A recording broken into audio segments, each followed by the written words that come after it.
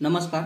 या व्हिडिओमध्ये आज आपण जायकवाडी धरण, माजलगाव धरण, येलदरी धरण आणि मांजरा धरणातील आजचा पाणीसाठा किती आहे, धरणामध्ये पाण्याची आवक आणि धरणामधून होणारा विसर्ग किती आहे याची माहिती या व्हिडिओमध्ये घेणार आहोत। व्हिडिओ आवडल्यास व्हिडिओला लाईक करा। तर चला आपण व्हिडिओला सुरुवात करू। प्रथम आपण मांजरा धरणाविषयी माहिती घेऊ। मांजरा धरणामध्ये मागील 8 दिवसाच्या तुलनेत आज खूप कमी पाण्याची आवक झाली आहे।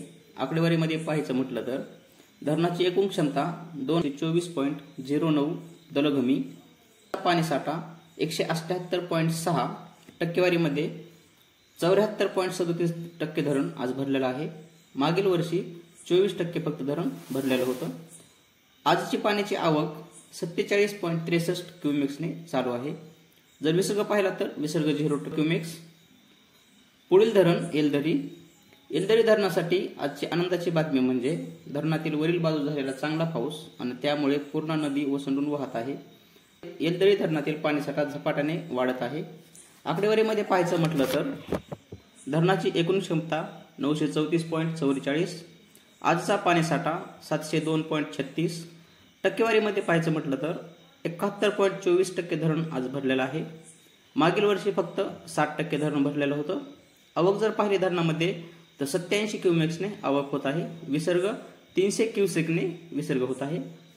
पुढील धरण माजलगाव धरणामध्ये आज तागायत जायकवाडी धरणामधून मोठ्या प्रमाणात पाण्याचा विसर्ग केला जात आहे। तसेच बीड शहराकडे पडलेला पाऊस याचा पण खूप मोठा लाभ धरणास होत आहे। आकडेवारीमध्ये पाहायचं म्हटलं तर एकूण क्षमता 453.64 दलघमी, आजचा पाणीसाठा 270.50 दलघमी, टक्केवारीमध्ये पाहायचं म्हटलं तर 41.30% धरण आज भरलेलं आहे। मागील वर्षी 12.69% धरण भरलेलं होतं। आवक जर पाहाल तर आवक आज आहे माजलगाव धरणामध्ये 700 क्यूसेकने होत आहे। विसर्ग 0। पुढील धरण जायकवाडी धरणासाठी आनंदाची बातमी म्हणजे जायकवाडी धरण पूर्ण क्षमतेने भरण्याच्या वाटेवर आहे। धरणामध्ये मोठ्या प्रमाणात नगर आणि नाशिक जिल्ह्यामधून होणारी पाण्याची आवक, पण धरणामधून मोठ्या प्रमाणात माजलगाव धरणासाठी तसेच गोदावरी नदीपात्रात मोठ्या प्रमाणात पाण्याचा विसर्ग केला जात आहे। त्यामुळे येणाऱ्या पाण्याचा धरणाला तेवढा लाभ होत नाही।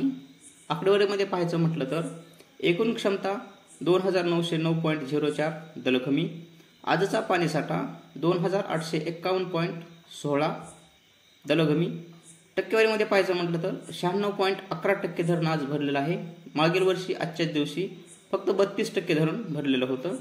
आवक जर पाहाल धरणामध्ये तर 207 क्यूमेक्सने पाण्याची आवक होत आहे। विसर्ग 1600 क्यूसेकनं विसर्ग होत आहे। जर हा व्हिडिओ आवडला असेल, व्हिडिओमधील माहिती आवडली असेल तर व्हिडिओला लाईक करा। अशाच प्रकारचे व्हिडिओ पाहण्यासाठी चॅनलला सबस्क्राईब करा। भेटू आपण पुढच्या अशाच एका नवीन व्हिडिओमध्ये। तोपर्यंत नमस्कार।